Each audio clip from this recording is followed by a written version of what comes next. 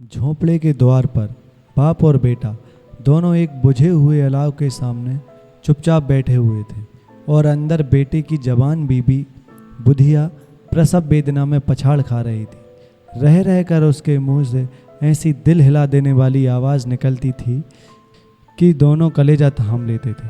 जाड़ों की रात थी, प्रकृति सन्नाटे में डूबी हुई, सारा गांव अंधकार में लय हो गया था। घीसू ने कहा, मालूम होता है बचेगी नहीं, सारा दिन दौड़ते हो गया, जा देख तो आ। माधव चिढ़कर बोला, मरना ही है तो जल्दी मर क्यों नहीं जाती, देख कर क्या करूं। तू बड़ा बेदर्द है बे, साल भर जिसके साथ सुख चैन से रहा उसी के साथ इतनी बेवफाई। तो मुझसे तो उसका तड़पना और हाथ पांव पटकना नहीं देखा जाता। चमारों का कुनबा था और सारे गांव में बदनाम। घीसू एक दिन काम करता तो 3 दिन आराम करता। माधव इतना कमज़ोर था कि आधे घंटे काम करता तो घंटे भर चलम पीता, इसलिए उन्हें कहीं मजदूरी नहीं मिलती थी। घर में मुट्ठी भर भी अनाज मौजूद हो तो उनके लिए काम करने की कसम थी। जब 2-4 फांके हो जाती तो घीसू पेड़ पर चढ़कर लकड़ियां तोड़ लाता और माधव बाजार से बेच आता, और जब तक वह पैसे रहते दोनों इधर उधर मारे मारे फिरते। गांव में काम की कमी नहीं थी, किसानों का गांव था, मेहनती आदमी के लिए 50 काम थे, मगर इन दोनों को उसी वक्त बुलाते जब 2 आदमियों से एक काम का पाकर भी संतोष कर लेने के सिवा और कोई चारा ना होता। अगर दोनों साधु होते तो उन्हें संतोष और धैर्य के लिए संयम और नियम की बिल्कुल ज़रूरत ना होती। यह तो इनकी प्रकृति थी।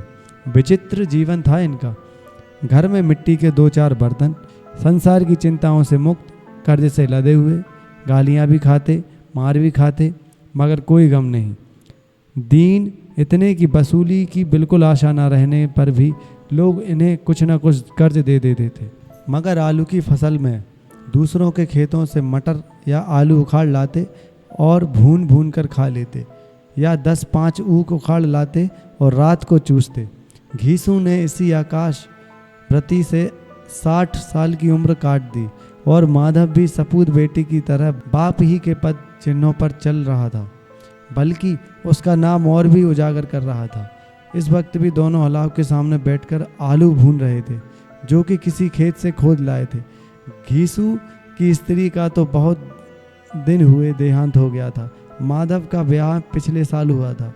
जब से यह औरत आई थी उसने इस खानदान में व्यवस्था की नींव डाल दी थी और इन दोनों बेगैरतों का दोजख भरती रहती थी।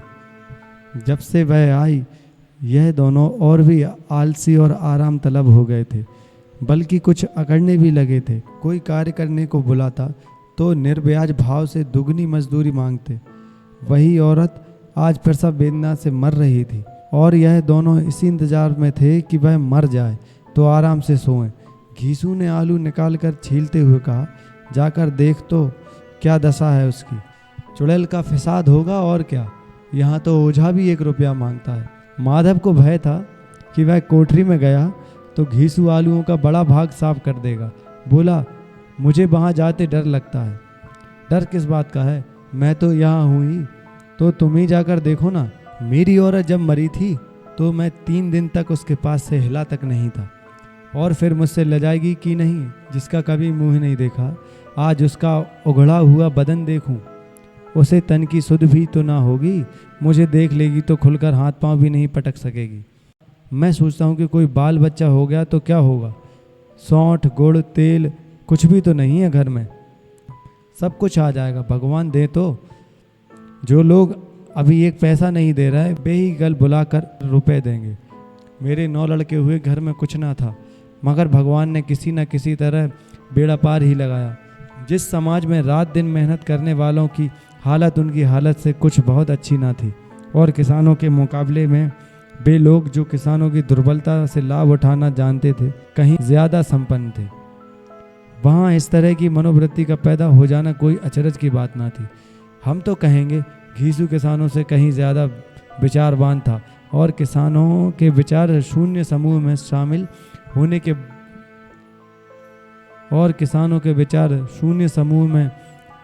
होने के बदले बैठकबाजों की कुत्सित मंडली में जा मिला था। हाँ, उसमें यह शक्ति ना थी कि बैठकबाजों के नियम और नीति का पालन करता। इसलिए जहाँ उसकी मंडली के और लोग गांव के सरगना और मुखिया बने हुए थे, उस पर सारा गांव उंगली उठाता था। फिर भी उसे यह तस्कीन तो थी कि अगर वह फटे हाल है तो कम से कम उसे किसानों की सी जी तोड़ मेहनत तो नहीं करनी पड़ती, और उसकी सरलता और निरीहता से दूसरे लोग बेजा फ़ायदा तो नहीं उठाते। दोनों आलू निकाल निकाल कर जलते जलते खाने लगे। कल से कुछ नहीं खाया था, इतना सब्र न था कि ठंडा हो जाने दें। कई बार दोनों की जवानें जल गईं। छिल जाने पर आलू का बाहरी हिस्सा जवान हलक और तालू को जला देता था, और उस अंगारे को मुंह में रखने से ज़्यादा खैरियत इसी में थी कि वह अंदर पहुंच जाए। वहाँ उसे ठंडा करने के लिए काफ़ी सामान थे, इसलिए दोनों जल्द जल्द निकल जाते। हालांकि इस कोशिश में उनकी आंखों से आंसू निकल आते। घीसू को उस वक्त ठाकुर की बारात याद आई जिसमें 20 साल पहले वह गया था। उस दावत में उसे जो तृप्ति मिली थी वह उसके जीवन में एक याद रखने लायक बात थी, और आज भी उसकी याद ताज़ी थी। बोला, वह भोज नहीं भूलता। तब से फिर उस तरह का खाना और भरपेट नहीं मिला। लड़की वालों ने सबको भरपेट पूरियां खिलाई थीं। सबको, छोटे बड़े सब ने पूरियां खाईं, और असली घी की चटनी, रायता, 3 तरह के सूखे साग, एक रसेदार तरकारी, दही, चटनी, मिठाई। अब क्या बताऊं कि उस भोज में क्या क्या स्वाद मिला।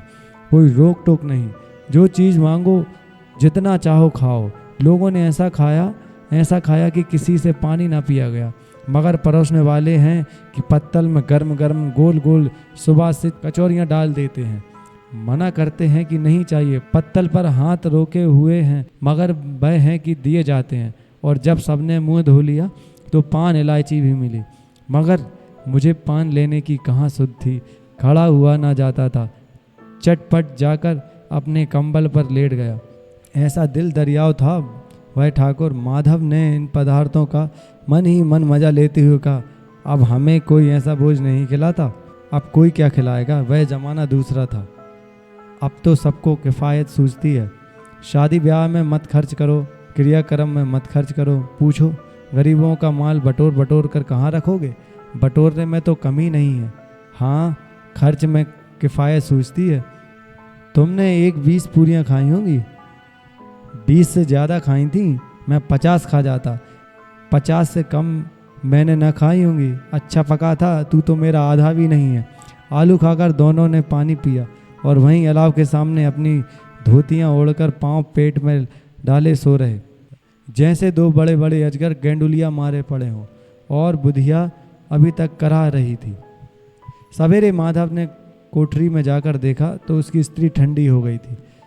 उसकी मुंह पर मक्खियां भिनक रही थी। पथराई हुई आंखें ऊपर टंगी हुई थी। सारी देह धूल में लथपथ हो रही थी। उसके पेट में बच्चा मर गया था। माधव भागा हुआ घीसू के पास आया। फिर दोनों जोर जोर से हाय हाय कर छाती पीटने लगे। पड़ोस वालों ने यह रोना धोना सुना तो दौड़े हुए आए और पुरानी मर्यादा के अनुसार इन अभागों को समझाने लगे, मगर ज़्यादा रोने पीटने का अवसर न था। कफन की और लकड़ी की फिक्र करनी थी। घर में तो पैसा इस तरह गायब था जैसे चील के घोंसले में मांस। बाप बेटे रोते हुए गांव के जमींदार के पास गए। वह इन दोनों की सूरत से नफरत करते थे। कई बार इन्हें अपने हाथों से पीट चुके थे। चोरी करने के लिए, वादे पर काम पर ना आने के लिए। पूछा, क्या है घिसुआ, रोता क्यों है? अब तो तू कहीं दिखलाई भी नहीं देता। मालूम होता है इस गांव में रहना नहीं चाहता। घीसू ने जमीन पर सिर रखकर आंखों में आंसू भरे हुए कहा, सरकार बड़ी विपत्ति में हूँ। माधव की घरवाली रात को गुजर गई। रात भर तड़पती रही सरकार। हम दोनों उसके सिरहाने बैठे रहे। दवा दारू जो कुछ हो सका सब कुछ किया, मुदा वह हमें दगा दे गई। अब कोई एक रोटी देने वाला भी ना रहा मालिक। तबाह हो गए, घर उजड़ गया। आपका गुलाम हूँ। अब आपके सिवा कौन उसकी मिट्टी पार लगाएगा। हमारे हाथ में तो जो कुछ था वह सब तो दवा दारू में उठ गया। सरकार ही की दया होगी तो उसकी मिट्टी उठेगी। आपके सिवा किसके द्वार पर जाऊं। जमींदार साहब दयालु थे, मगर घीसू पर दया करना काले कंबल पर रंग चढ़ाना था। जी मैं तो आया, कह दें चल दूर हो जा यहाँ से। यूं तो बुलाने से भी नहीं आता, आज जब गरज पड़ी तो आकर खुशामद कर रहा है। हरामखोर कहीं का, बदमाश। लेकिन वह क्रोध या दंड देने का अवसर ना था। जी में कुड़ते हुए 2 रुपए निकाल कर फेंक दिए, मगर सांत्वना का एक शब्द भी मुंह से ना निकाला। उसकी तरफ ताका तक नहीं, जैसे सिर का बोझ उतारा हो। जब जमींदार साहब ने 2 रुपए दिए तो गांव के बनिए महाजनों को इनकार का साहस कैसे होता। घीसू जमींदार के नाम का ढिंढोरा भी पीटना खूब जानता था। किसी ने 2 आने दिए, किसी ने 4 आने दिए। 1 घंटे में घीसू के पास 5 रुपए की अच्छी रकम जमा हो गई। कहीं से अनाज मिल गया, कहीं से लकड़ी, और दोपहर में घीसू और माधव बाजार से कफन लाने चले गए। इधर लोग बांस बांस काटने लगे। गांव की नर्म दिल स्त्रियां आ आकर लाश देखती थीं और उसकी बेकसी पर 2 बूंद आंसू गिराकर चली जाती थीं। बाजार में पहुंचकर घीसू बोला, लकड़ी तो उसे जलाने भर को मिल गई हैं। क्यों माधव? माधव बोला, हाँ लकड़ी तो बहुत हैं, अब कफन चाहिए। तो चलो कोई हल्का सा कफन ले लें। हाँ और क्या, लाश उठते उठते रात हो जाएगी, रात को कफन कौन देखता है। कैसा बुरा रिवाज है कि जिसे जीते जी तन ढांकने को चीथड़ा भी ना मिले, उसे मरने पर कफन चाहिए। कफन लाश के साथ जली तो जाता है, और क्या रखा रहता है। यहीं 5 रुपए पहले मिलते तो कुछ दवा दारू कर लेते। दोनों एक दूसरे के मन की बात टाल रहे थे। बाजार में इधर उधर घूमते रहे, कभी इस बाजार की दुकान पर गए, कभी उस दुकान पर। तरह तरह के कपड़े रेशमी और सूती देखे, मगर कुछ जचा नहीं। यहाँ तक कि शाम हो गई, जब दोनों न जाने किस देवी प्रेरणा से एक मधुशाला के सामने जा पहुँचे और जैसे किसी पूर्व निश्चित व्यवस्था से अंदर चले गए। वहाँ ज़रा देर तक दोनों असमंजस में खड़े रहे। फिर घीसू ने गद्दी के सामने जाकर कहा, साहू जी 1 बोतल हमें भी देना। उसके बाद कुछ चिकौना आया, तली हुई मछली आई, और दोनों बरामदे में बैठकर शांतिपूर्वक पीने लगे। कई कुज्जियाँ ताबड़तोड़ पीने के बाद दोनों सरूर में आ गए। घीसू बोला, कफन लगाने से क्या मिलता, आखिर जल ही तो जाता, कुछ बहू के साथ तो न जाता। माधव आसमान की तरफ देखकर बोला, मानो देवताओं को अपनी निष्पापता का साक्षी बना रहा हो। दुनिया का दस्तूर है, नहीं बामनों को हजारों रुपए क्यों दे देते हैं। कौन देखता है परलोक में मिलता है या नहीं। बड़े आदमियों के पास धन है, फूके, हमारे पास फूकने को क्या है। लेकिन लोगों को जवाब क्या दोगे? लोग पूछेंगे नहीं कफन कहाँ है। घीसू हंसा, अबे कह देंगे कि रुपए कमर से खिसक गए, बहुत ढूंढा मिले नहीं। लोगों को विश्वास ना आएगा, लेकिन फिर वही रुपए दे देंगे। माधव भी हंसा, इस अनापेक्षित सौभाग्य पर बोला, बड़ी अच्छी थी बेचारी, मरी तो खूब खिला पिलाकर। आधी बोतल से ज़्यादा उड़ गई। घीसू ने 2 सेर पूरियां मंगाई, चटनी, अचार, कलेजियाँ। शराब खाने के सामने ही दुकान थी। माधव लपक कर 2 पत्तलों में सारे सामान ले आया। पूरा 1.5 रुपए खर्च हो गया, सिर्फ थोड़े से पैसे बच रहे हैं। दोनों इस वक्त उस शान से बैठे पूरियां खा रहे थे जैसे जंगल में कोई शेर अपना शिकार उड़ा रहा हो। ना जवाबदेही का खौफ, ना बदनामी की फिक्र। इन सब भावनाओं को उन्होंने बहुत पहले ही जीत लिया था। घीसू दार्शनिक भाव से बोला, हमारी आत्मा प्रसन्न हो रही है तो क्या उसे पुण्य ना होगा। माधव ने श्रद्धा से सिर झुकाकर तस्दीक की, जरूर से होगा। भगवान तुम अंतर्यामी हो, उसे बैकुंठ ले जाना। हम दोनों हृदय से आशीर्वाद दे रहे हैं। आज जो भोजन मिला वह कभी उम्र भर ना मिला था। एक क्षण के बाद माधव के मन में एक शंका जगी। बोला, क्यों दादा, हम लोग भी एक ना एक दिन वहाँ जाएंगे ही। घीसू ने इस भोले भाले सवाल का कुछ उत्तर न दिया। वह परलोक की बातें सोचकर इस आनंद में बाधा न डालना चाहता था। जो वहाँ हम लोगों से पूछे कि तुमने हमें कफन क्यों न दिया तो क्या कहोगे? कहेंगे तुम्हारा सिर। पूछेगी तो ज़रूर, तू कैसे जानता है कि उसे कफन ना मिलेगा? तू मुझे ऐसा गधा समझता है?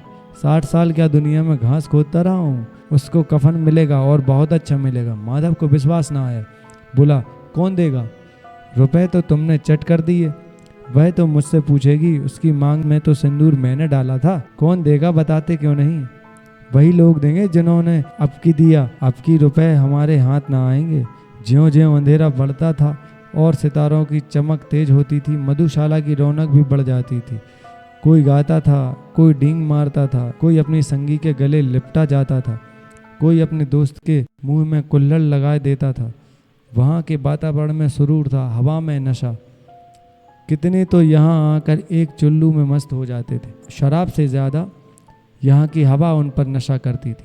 जीवन की बाधाएं यहाँ खींच लाती थीं और कुछ देर के लिए वह भूल जाते थे कि वे जीते हैं या मरते हैं, या ना जीते ना मरते। और यह दोनों बाप बेटे अब भी मज़े ले लेकर चुस्कियाँ ले रहे थे। सबकी निगाहें इनकी ओर जमी हुई थी। दोनों कितने भाग्य के बली हैं। पूरी बोतल बीच में है। भरपेट खाकर माधव ने बची हुई पूरियों का पत्तल उठाकर एक भिखारी को दे दिया, जो खड़ा इनकी और भूखी आंखों से देख रहा था और देने के गौरव आनंद का उल्लास का अपने जीवन में पहली बार अनुभव किया। घीसू ने कहा, ले जा, खूब खा और आशीर्वाद दे। जिसकी कमाई है वह तो मर गई, मगर तेरा आशीर्वाद उसे जरूर पहुंचेगा। रोए रोए से आशीर्वाद दो, रोए रोए से आशीर्वाद दो। बड़ी गाड़ी कमाई के पैसे हैं। माधव ने फिर आसमान की तरफ देखकर कहा, वह बैकुंठ में जाएगी दादा, बैकुंठ की रानी बनेगी। घीसू खड़ा हो गया और जैसे उल्लास की लहरों में तैरता हुआ बोला, हाँ बेटा, बैकुंठ में जाएगी। किसी को सताया नहीं, किसी को दबाया नहीं, मरते मरते हमारी ज़िंदगी की सबसे बड़ी लालसी पूरी कर गई। वह ना बैकुंठ जाएगी तो क्या ये मोटे मोटे लोग जाएंगे, जो गरीबों को दोनों हाथों से लूटते हैं और अपने पाप को धोने के लिए गंगा में नहाते हैं और मंदिरों में जल चढ़ाते हैं। श्रद्धालुता का यह रंग तुरंत ही उतर गया। अस्थिरता नशे की खासियत है। दुख और निराशा का दौरा हुआ। माधव बोला, मगर दादा, बेचारी ने ज़िंदगी में बड़ा दुख भोगा, कितनी दुख झेल कर मरी। भाई आंखों पर हाथ रखकर रोने लगा। चीखे मार मार कर घीसू ने समझाया, क्यों रोता है बेटा, खुश हो कि वह माया जाल से मुक्त हो गई, जंजाल से छूट गई। बड़ी भाग्यवान थी जो इतने जल्दी माया मोह के बंधन तोड़ दिए। और दोनों खड़े होकर गाने लगे, ठगिनी क्यों नैना छमकाए ठगिनी। पियक्कड़ों की आंख इनकी ओर लगी हुई थी और यह दोनों अपने दिल में मस्त गाए जाते थे। फिर दोनों नाचने लगे, उछले भी, कूदे भी, गिरे भी, मटके भी, भाव भी बताए, अभिनय भी किया और आखिर नशे में मस्त होकर वहीं गिर पड़े।